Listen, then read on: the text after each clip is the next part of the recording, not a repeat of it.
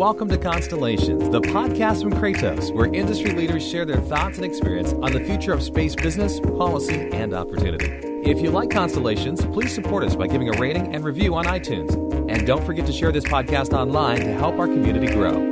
Welcome to Constellations, the podcast from Kratos. My name is John Gilroy, and I'll be your moderator. Our guest today is Dave Helfgott, CEO of Phasor. Dave, how are you? I'm well, thank you. Because I'm an old English nerd, I have to phase this out. I have to spell this out, P-H-A-S-O-R. So if people are listening to this, they're trying to find out more about the company, they can type that word in and learn all kinds of things. And what they'll find is that Phasor was founded to solve the challenges of providing broadband internet services to high-speed passenger trains, yes, trains with very low-profile antennas. As a 20-year industry veteran, Dave has extensive experience in satellite broadband, mobile telecommunications, as well as commercial and government SATCOM networking services. Ready for the tough questions? I'm ready. I hope so. So how do you deliver on this promise of broadband mobility in an analog antenna world? I mean, everyone's thinking of a physical analog antenna on top of a train somewhere. So how do you deliver? Yeah, a couple things have to happen for that to actually take place. One is satellite technology itself has improved dramatically in the last 5 to 10 years. You're going from these old-fashioned media distribution satellites to highly concentrated spot beam data communication satellites. These are called high throughput satellites. At the same time, you have this pervasive need for connectivity everywhere. So everyone has a mobile connectivity device, an iPhone, an iPad, a laptop, if you will. And so the requirement to be connected everywhere, especially in remote places and on the move, has really risen in the last 5 to 10 years. Finally, breakthroughs in sort of access technology, and in our case, electronically steered antennas that with software form beams that connect to these satellites is critical. When you get all three things happening at the same time, the market's ready, and that's where we are today. So it looks like proof of concept was on regular old trains, but it looks like your future market's going to be aerospace, marine, and land and mobile as well. Yeah. So we look at the world sort of as a commercial enterprise connectivity. So in the maritime space, you've got lots of interesting niches, super yachts, cruise ships, ferries, and even the bulk shipping type of applications. In aeronautical, you've got commercial aviation, you have business aviation. All of these are driven by passenger connectivity requirements, but then telematics and operational information comes along for the ride, if you will, on the same access pipe. And then on land mobile, you have, of course, terrestrial wireless connectivity, but to complement that, and in many cases where there is no connectivity, it's the primary point of connectivity. You have trains, you have buses, and so on. Now, those are the commercial mobile broadband markets, but that exact same three use cases, sea, air, and land mobility, applies to government markets as well. And so our strategy is commercial, our technology is commercial, but we have a second act, which is modified commercial off the shelf into government applications for sea, air, and land mobility. In August, I'm going to jump on a plane, go out to LA and do a race, and I want to talk about in-flight connectivity. Is that part of your target audience as well? Absolutely. Yeah, we have a couple of programs in progress already. The idea is, how do you connect high-quality, fault-resistant broadband connectivity to something going 600 miles an hour at 30,000 feet, and increasingly connecting to people not just sending emails, but looking to do things like download and upload files, even in the future, perhaps streaming video when the connectivity is more robust. We're going to make that possible. We'll have a solid-state antenna that is conformal to the curvature of the top of the aircraft, that the entire system is 2.5 inches thick, and allows a software-defined beam to connect to the satellites and track at 200 degrees per second. So it's a very robust technology that will provide very high-quality connectivity. If I drive down to Charlottesville for a basketball game, let's say, yes, I may have a phone in the car, and I call that communications on the move. But if we go across the river to the Pentagon, comms on the move, that's kind of a big deal, as Ron Burgundy would say, isn't it? Comms on the move, kind of a big deal. It is indeed. It is indeed. So there's two phrases that are equivalent. In the commercial space, we call it mobile broadband. The equivalent idea is comms on the move. All the way back 15, 20 years ago, this idea of network-centric operations or network-centric warfare drove this need for pervasive, ubiquitous, and mobile connectivity. They call that COTM, or comms on the move.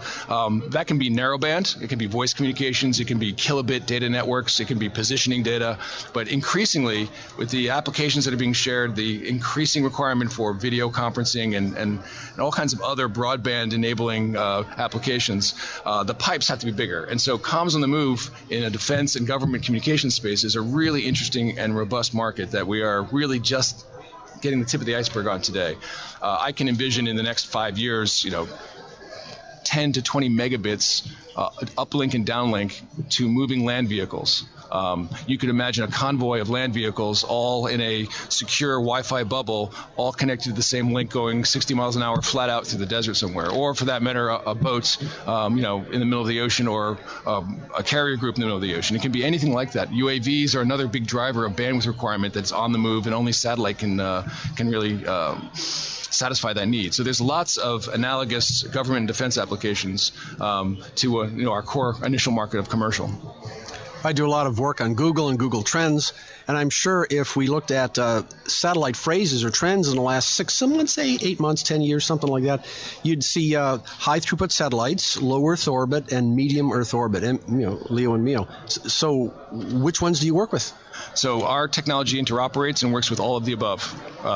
We've already proven that it works on both geosynchronous high throughput satellites, HTS satellites, and low Earth orbit satellites in the same frequency. So in other words, you'll be able to have a single aperture, a single antenna system on some vehicle, aircraft or ship or land vehicle, that can look at two different satellites at the same time from one aperture, and that's controlled and managed by software, and have the full gain of both satellite feeds onto that same single aperture, and track those independently from that same single antenna. And that can be a LEO, a GEO, or a MEO. We kind of look at the market this way. Today, there are, in the commercial space, there are equatorial geosynchronous satellites at 22,000 miles up. And those have been refined for mobility, data mobility. So that's what the high throughput satellites are, as opposed to video distribution, which is the traditional role of those satellites. That's the first wave. That's what's driving the demand, and that's what's driving the supply, and that's what's giving us a very robust business opportunity.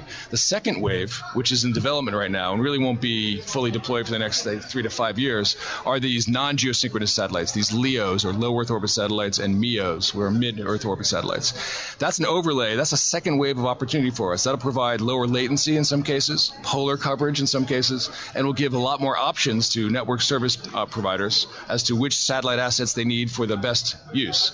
That's great news for us because we'll work with all of the above. And so it's almost future-proofing satellite network architectures because you can talk to different kinds of constellations from the same antenna. Dave, there are thousands of people at this show conference right here, and thousands of people from all over the world have listened to this podcast. If you're listening now and would like to get email alerts when new episodes are available, go to Google, type in Constellations Podcast, and click on Kratos and sign up. What are the lessons you've learned in evaluations of your technology, and what challenges had to overcome to be successful? Yeah. So there's a lot of lessons learned in the last 5 years. Phasor Inc. was set up in 2014. We've gone from sort of initial concept technology to product release at the end of this year in that period, which is, it feels like it's going very slowly, but that's a sprint in terms of working on real engineering problems and real hardware problems. But there are some very important phases you go through, and each one is a very different period in the company's life. One is conceptual technology. You have an idea, you file some patents, you show in a very rough version of the technology and how it works, and that's a very exciting time.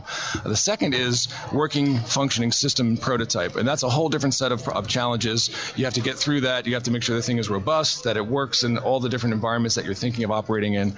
And then the final step is that sort of commercialization or productization phase, and that's in some ways the hardest still, because now you have all the regulatory and licensing things to consider, and it has to be made, a hardened product that can survive in the commercial markets for the period of time.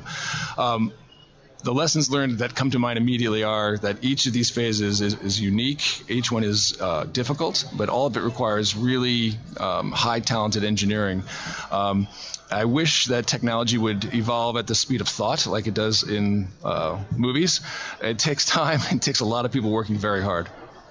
Well, here we are on the floor of Satellite 2019, all kinds of booths here. Your company has a booth just around the corner here. We do have. So if someone just waltzed up to your booth and said, when will your technology be available, Mr. Dave? Yeah.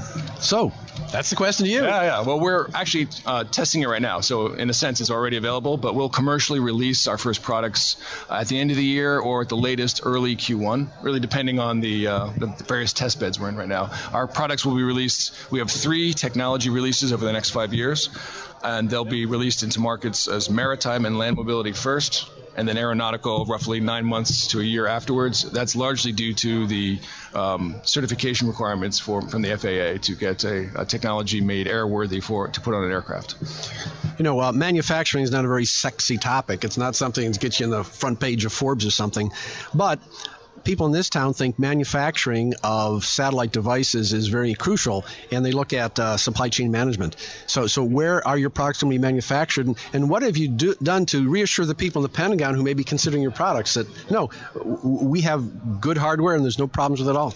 Yeah, this is a critical point, actually. I mentioned we're a commercial technology, but we, of course, have lots of interest and demand from government programs and agencies. And this modified commercial off-the-shelf strategy doesn't preclude your comment. You have to be really, really diligent about your supply chain and your partners. And that includes everything from where your ASICs are made, or chip-based technology, where you acquire your PCB, how you do your electronics integration, where you do testing, where you write your software code. Phasor is a U.S. company. All of our developers are in the U.K. We work with a supply chain that are basically all NATO certified or U.S. DoD certified. So we are thinking about that all the time.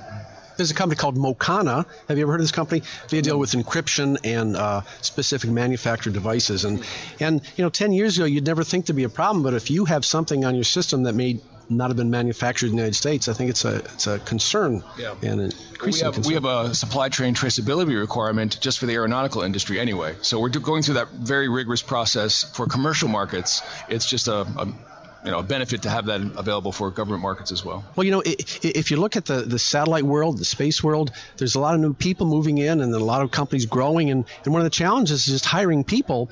And I would think that for you to be able to hire people that can manufacture this type of technology, electronically steerable antennas, where do you find them? I mean, this is really hard. There are some hot spots, no secret to that. Washington, D.C. is a very rich sort of talent pool for various types of capabilities, from technology to, frankly, supporting services, legal, regulatory, people who have the right kinds of tickets to work in the government markets. There are other places. For us, London is a great area because we can pull from some amazing technical universities. So we do our own ASIC design, our own software design and writing, our own system and test design. We design our hardware, and we do all of our mechanical and thermal engineering. So all that's done by engineers that we've hired, because frankly, our best value is creating new and innovative IP. We work with our supply chain to do the manufacturing, and that's part of our earlier comments about being really careful who we work with and vetting our supply chain all the way down. So we look for talents in the U.S. around Washington and other sort of hotspots for satellite and let's call it RF electronics manufacturing. But for us, London's been a great place also to find a lot of talent. 10 years ago, I talked to people about virtualized networking and virtualized servers with VMware. We know that. 5 years ago, this SDN was thrown in my lap, software-defined network. What the heck is that? It's just like a server, except it's a software-defined network. And maybe that's what you're putting together is a software-defined antenna. Is that what it is, an SDN antenna? Well, it's kind of interesting you say that. After 5.5 years of slogging through hardware development, it turns out we have a software-defined antenna.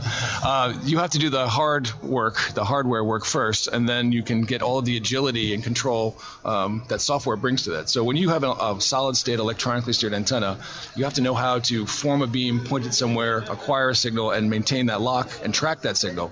That's all done through software and digital control. So it's different than a traditional parabolic mechanically steered antenna, which you'll see all around the show here, which is a dish on a 3-axis stabilized pedestal that moves and tracks slowly or quickly to where the signal source is.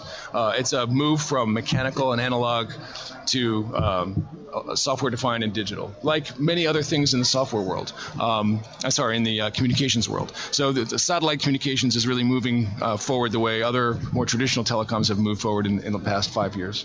If I go to Roslyn and hop on the metro there and start talking to someone next to me about software-defined networks or software-defined antennas, when they think of an antenna, they think of the dish in the house where they get satellite TV or maybe these huge dishes in front of news organizations. But then I say, well, how does that signal get in an airplane? And they don't ever think of a 747 with a huge dish on top, do they? And so I think people have to just make the transition into a different way of looking at what an antenna is instead of a physical parabolic device. It's a flat. It's almost like a blanket. It's almost moldable, isn't it? Yeah. Our particular technology is modular, so we can make it flat like a table, about as thick as this table, 1.5 inches thick, white cover that's in direct contact with the radiating elements, so there's no gap like a big dome you see on a ship. And that can be flat as appropriate, or it can be conformal because the modules can come together at an angle. So for aeronautical and for high-speed trains, you have a curved antenna that also gives you a wider arc to acquire satellite signals. But for things like land vehicles or other smaller maritime vessels, a flat antenna is perfectly fine. It just scans the entire sky, finds the satellite, locks on it. May 14th is Taco Tuesday for me, and I'm going to a Taco Tuesday event in Roslyn. Okay. And talk about cybersecurity things. And when I think of software-defined networks, I think of breaking a lot of barriers and a lot of software control. But I also think that the opportunity there for a malicious actor could be increased as well. Back when you had 30 Cisco routers and you had to mechanically or manually update them, you couldn't do it remotely. Now people can attack remotely. So what about cybersecurity in your systems?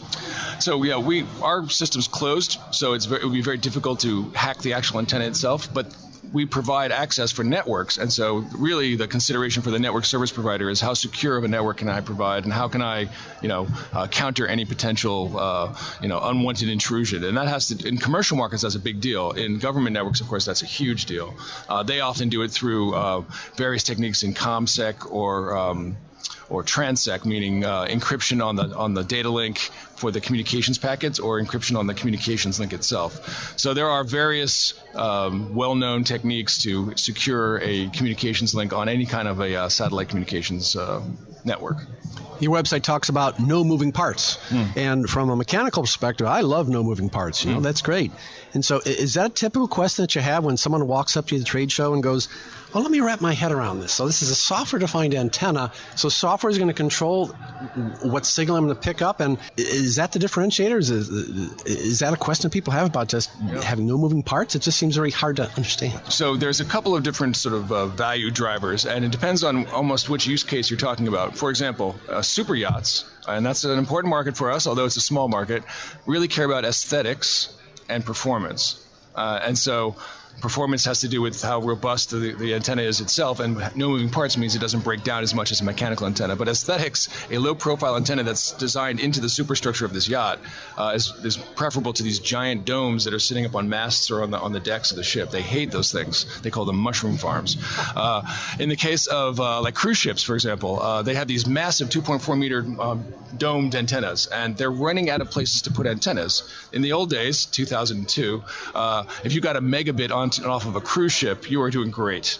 Today they need 2 to 3 gigabit networks because everybody on the cruise ship on vacation is uploading and downloading video and doing all kinds of stuff online. They want to work on their devices on vacation everywhere in the middle of the ocean. And so you can't put any more antennas on these ships. There's no more room.